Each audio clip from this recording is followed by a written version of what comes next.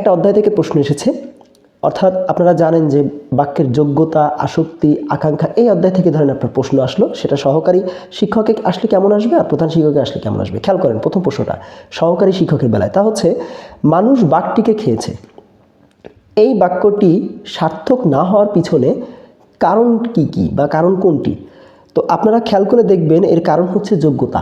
কারণ আপনারা একটু বুঝতে চেষ্টা করেন, মানুষ কখনোই বাঘ খেতে পারে না, বাঘ মানুষকে খায় আর কি।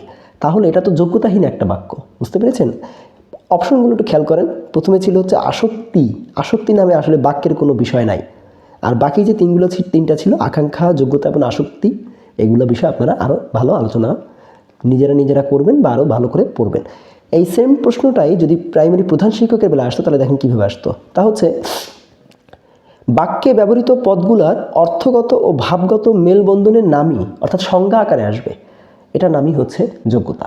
বুঝতে পেরেছেন? তার মানে প্রাইমারি প্রধান শিক্ষক যেহেতু প্রশ্নটা পিএসসি করবে, ওরা খুব ব্যাখ্যা থেকে বা খুব ডিপ থেকে প্রশ্ন করবে। বুঝতে পেরেছেন? এই জন্য প্রশ্নটা এভাবে আসবে।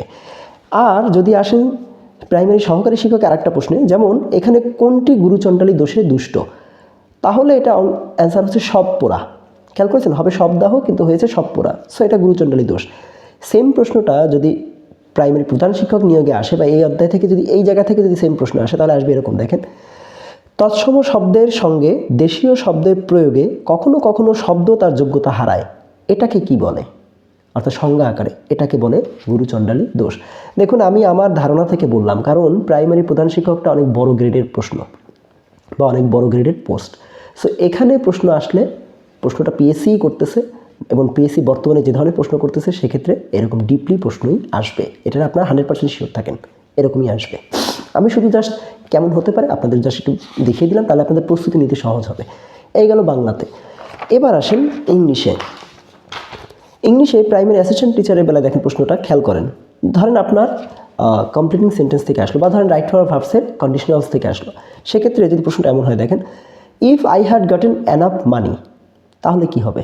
আমার যদি যথেষ্ট টাকা থাকতো, অর্থাৎ হ্যাড প্লাস ভার্ব 3 দেওয়া আছে, তাহলে অ্যান্সারটা এখানে সি হবে। দেখেন তা হচ্ছে I would have done this, অর্থাৎ সাবজেক্ট প্লাস উড হ্যাভ বা কুড হ্যাভ, তারপরে ভার্ব 3 ফর্ম, তারপরে বাকি অংশ।